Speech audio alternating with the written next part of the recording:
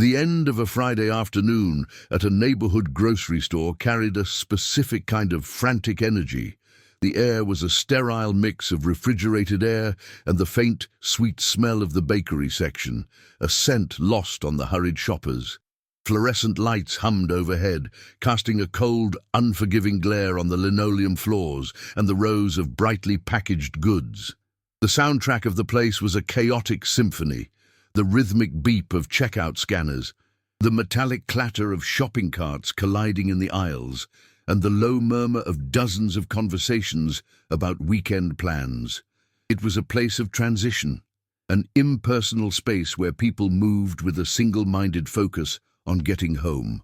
Amidst the rush, the prevailing atmosphere was one of sheer indifference, a collective blindness to the quiet, individual struggles playing out in the aisles. Standing in the checkout line, Frank Miller was just another face in the crowd. A mechanic in his 40s, he had the look of a man who worked with his hands. They were calloused and clean, resting on the handle of his half-full shopping basket.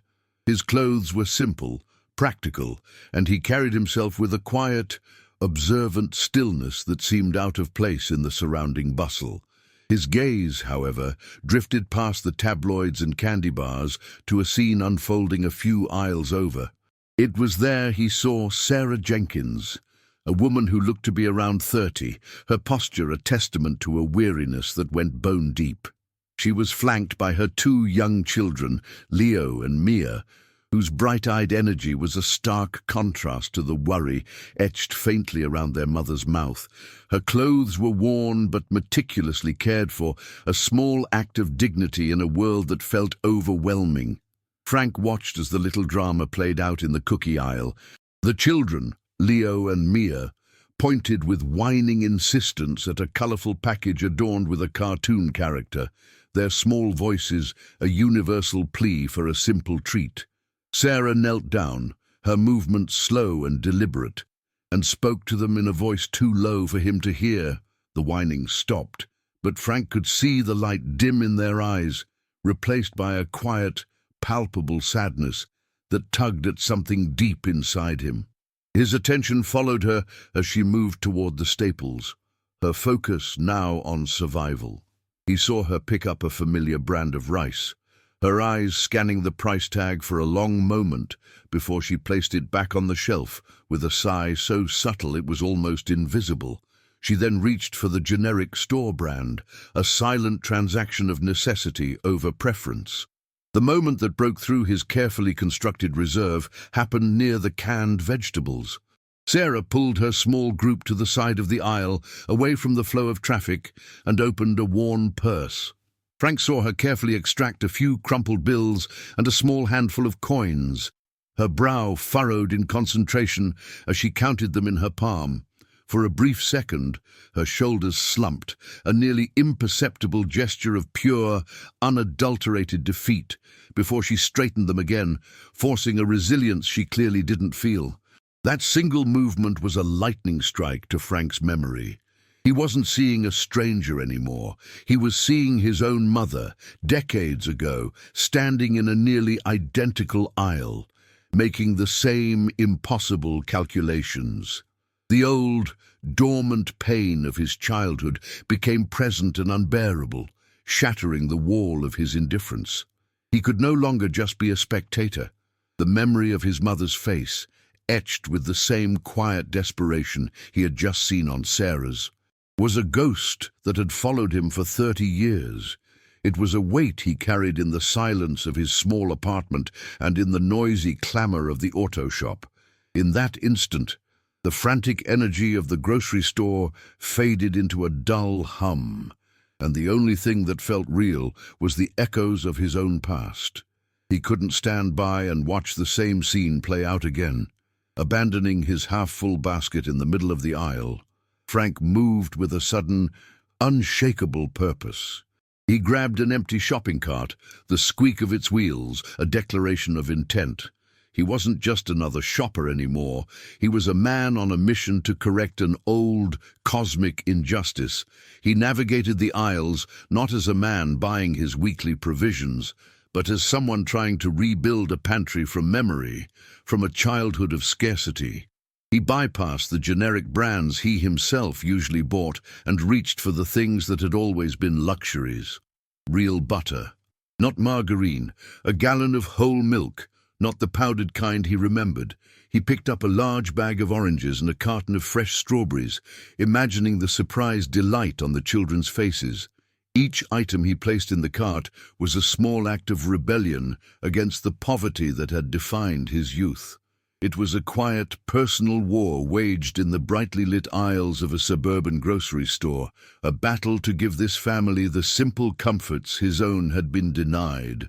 When he reached the snack aisle, the emotional core of his mission came into sharp focus. He saw the exact package of cookies the children had pointed to, its cartoon mascot grinning inanely from the box. He didn't hesitate. He took 2 packages, then added a family-sized bag of potato chips and several bars of good chocolate. This part of his shopping trip wasn't about sustenance. It was about reclaiming a piece of joy. He knew intimately that poverty wasn't just about an empty stomach.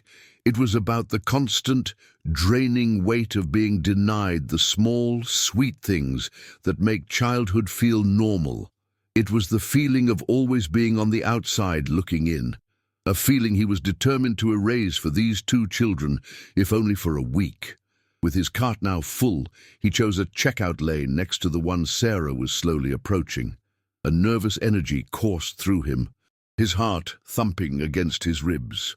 This was the most difficult part. He was a mechanic, a man who fixed things with his hands, not with grand gestures. He felt clumsy and out of his depth, terrified that his act of empathy would be misinterpreted as an act of pity, that he would wound the very dignity he so admired in her. The cashier scanned his items with bored efficiency, the rhythmic beeps a countdown to the moment of confrontation. He paid with his card, his hands feeling clammy as he shoved the receipt into his pocket without looking at the total. He timed his move carefully, watching as Sarah placed her few items onto the black conveyor belt. The store-brand rice, a loaf of bread, a carton of milk, and a small bag of potatoes. The cashier announced the total, a meager sum that was clearly a mountain for Sarah. As she began to painstakingly count out her crumpled bills and loose change, Frank took a steadying breath. He pushed his overflowing cart forward, stopping right beside her. The world seemed to slow down, the ambient noise of the store dissolving into a low buzz. He had to force the words out, his voice barely a whisper, a stark contrast to the storm of emotion raging inside him. "This is for you," he said, the 4 words feeling both impossibly large and wholly inadequate. Sarah looked up from the coins in her palm, her face a canvas of confusion that quickly hardened into a guarded defensiveness. Her eyes, which had held so much weariness, now flashed with a spark of prideful alarm. She looked from his face to the mountain of groceries, then back to him, her mouth opening slightly as if to speak, but no words came out. The space between them crackled with unspoken questions and a lifetime of conditioned mistrust. For a woman who fought for every scrap of dignity, this sudden, inexplicable charity felt like a threat, an assault on her self-sufficiency. The moment did not go unnoticed. A few people in the adjacent line turned to stare, their expressions ranging from mild curiosity to outright suspicion. An older woman offered a soft, encouraging smile, but a man in a sharp suit just shook his head, as if witnessing a scam. Frank saw a teenager a few feet away raise her phone, the small lens pointed directly at them. He ignored it all, keeping his gaze fixed on Sarah, trying to convey with his eyes what he couldn't with words. This was not pity, it was recognition. You see, it's in these silent, powerful moments that you witness the true character of a person. If these kinds of raw, human stories resonate with you, please consider subscribing. Your support helps us continue to find and share them. Finally, after what felt like an eternity, Sarah gave a single, almost imperceptible nod.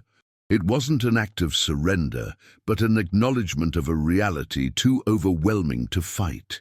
Tears welled in her eyes, a mixture of shame, relief, and profound, staggering gratitude. She still hadn't spoken a word.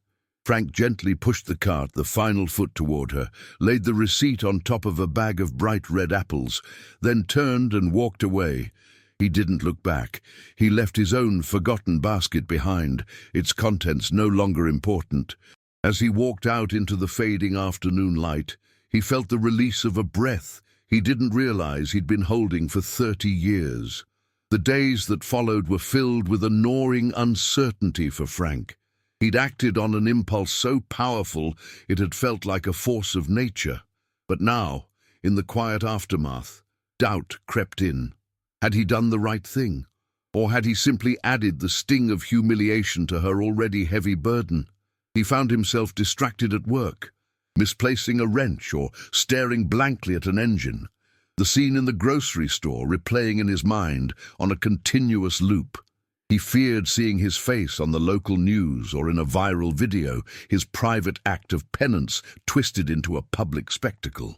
The silence was unnerving. Not knowing her reaction was a unique form of torture. For Sarah, those same days were a quiet whirlwind of conflicting emotions. The food in her kitchen was a constant, undeniable miracle. It was the simple joy of watching her children eat without rationing every bite, the relief of knowing they wouldn't go to bed hungry. But with every meal, a sense of profound obligation grew. This wasn't a gift she could simply accept. The stranger's kindness felt like a debt that weighed on her soul, a debt her pride demanded she begin to repay. No matter how small the gesture, she held onto the receipt he had left, a flimsy piece of paper that was her only link to him. Her mission became clear. She had to find him. Armed with only a vague description of a quiet man with calloused hands and the location of the grocery store, she began her search. She asked the cashiers, the stockers, anyone who might have recognized him. Finally, a bagger who lived nearby mentioned a local mechanic who fit the description, a man who mostly kept to himself. It took her the better part of a week, but she eventually found herself standing across the street from a small, tidy garage with a simple sign that read, "Miller's Garage." She stood there for nearly an hour, gathering her courage, an envelope containing $20 clutched tightly in her hand. It was a pittance, but it was a start. It was her dignity. We share these stories because they show that true strength often appears in the quietest moments. By subscribing, you become part of our journey to tell them. Frank was sliding out from under a sedan, a smear of grease on his cheek, when the bell on the shop door chimed. He looked up and saw her standing there, silhouetted against the bright afternoon sun.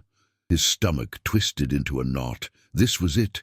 She had come to confront him, to return the charity, to tell him he had shamed her.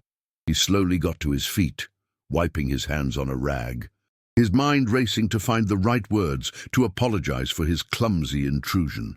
But when his eyes met hers, he didn't see anger. He saw a quiet resolve, a profound gratitude, and a vulnerability that was a perfect mirror of his own. Her hand was steady as she held out the small, white envelope. "I came to start paying you back," she said, her voice clear and strong. His mind went blank. Frank stared at the small white envelope, then back at her face, which was a mask of determined dignity. $20. It was a fortune to her and next to nothing compared to the cost of the groceries. Yet in that moment, it represented the entire weight of her pride. He slowly shook his head, a gesture of gentle refusal. "No," he said, his voice softer than he intended. "You don't have to do that." But he could see in her eyes that his words were not enough. Her resolve didn't waver. She was not asking for permission. She was fulfilling an obligation that was essential to her sense of self. He realized then that to truly ease her burden, he couldn't just refuse her money. He had to give her something far more valuable in return: the truth. He gestured toward an old, grease-stained wooden stool near his workbench, an unspoken invitation to stay. The air in the garage was thick with the familiar smells of oil, metal, and solvent. A world away from the sterile aisles of the grocery store, Sarah hesitated for only a second before sitting down, her posture still straight and watchful. Frank leaned against the cool metal of a tool cabinet, the rag still clutched in his hand. He took a deep, steadying breath, the sound of it echoing slightly in the cavernous space. "It wasn't about you," he began, the words feeling clumsy and inadequate as they left his mouth. "Not really. It was about a little boy. About 30 years ago, a boy standing outside a bakery, looking through the window at a single chocolate cupcake with a perfect swirl of white frosting." He didn't look at her as he spoke, his eyes fixed on some distant point in the past. He described the worn-out soles of the boy's shoes on the cold pavement and the way his breath fogged the glass. He told her about his mother, standing beside him, her hand resting on his shoulder. He recounted the memory with a startling clarity, as if it were a film playing out before his eyes. He explained how she had opened her purse, exactly as Sarah had done, and counted out the few coins she had. He could still feel the phantom weight of her hand tightening on his shoulder, the silent communication of a reality he was too young to fully understand, but old enough to feel in his bones. The shame, he explained, was never about being poor. It was about witnessing his mother's quiet heartbreak over not being able to afford one small, simple joy for her son. "I didn't give you groceries to Sarah," he said, finally turning to look directly at her, his gaze clear and stripped of all pretense. "I gave that little boy from my past the cupcake he never got. You don't owe me anything." The words hung in the air between them, imbued with 3 decades of unspoken grief and longing.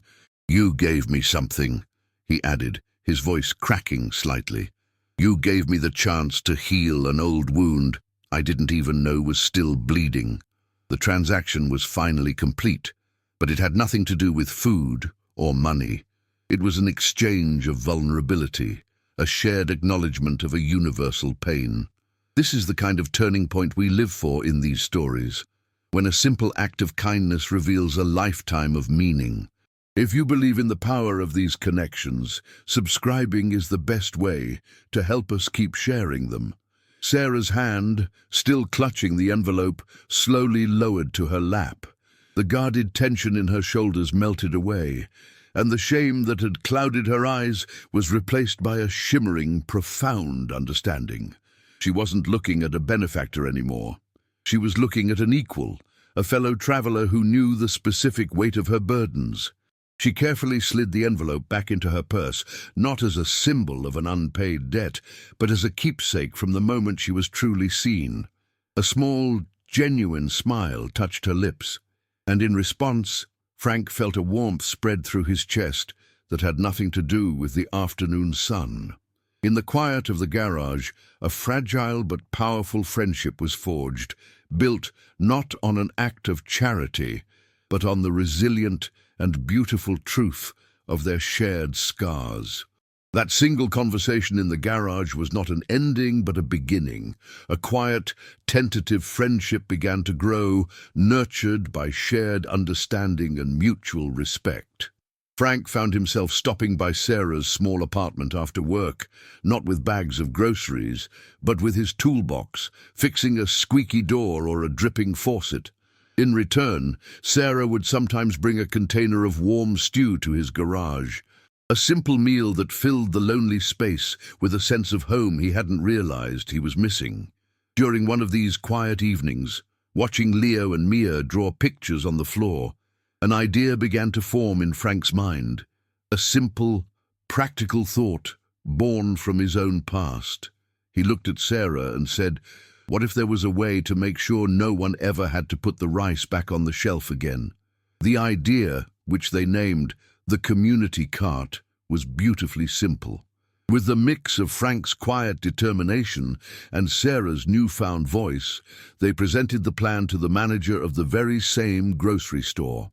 They proposed a single, permanently placed shopping cart near the entrance, accompanied by a simple sign inviting shoppers to donate a non-perishable item for local families in need. The manager, moved by their story, agreed immediately. Sarah became the project's volunteer coordinator, her meticulous nature and deep understanding of need making her the perfect person to manage the logistics. The first donations were small, a can of beans, a box of pasta, but each item was a small victory, a quiet act of recognition that rippled outward from their own initial connection, transforming a place of indifference into a hub of community care. In the months that followed, their small initiative blossomed into a quiet movement. Frank's garage became a secondary collection point, and other local businesses began to set up their own community carts. For Sarah, the project was a lifeline. It gave her a new purpose, a modest income, and restored the profound sense of dignity that had been so bruised. She was no longer a recipient of charity, but a pillar of her community. For Frank, the change was just as profound.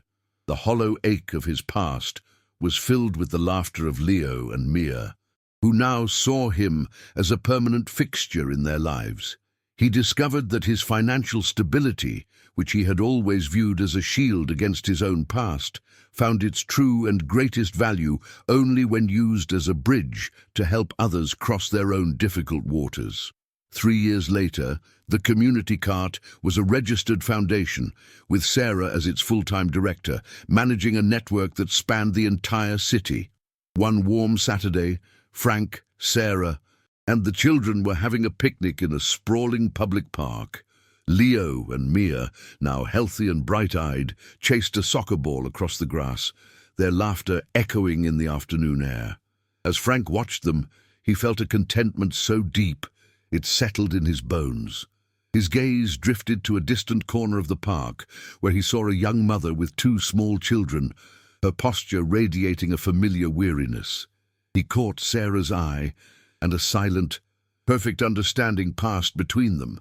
They both stood up, not with the weight of past pain, but with the light of shared purpose, ready to offer help. Their journey proves that the greatest healing begins the moment we truly see one another. And by subscribing, you help ensure these essential stories of human connection continue to be told.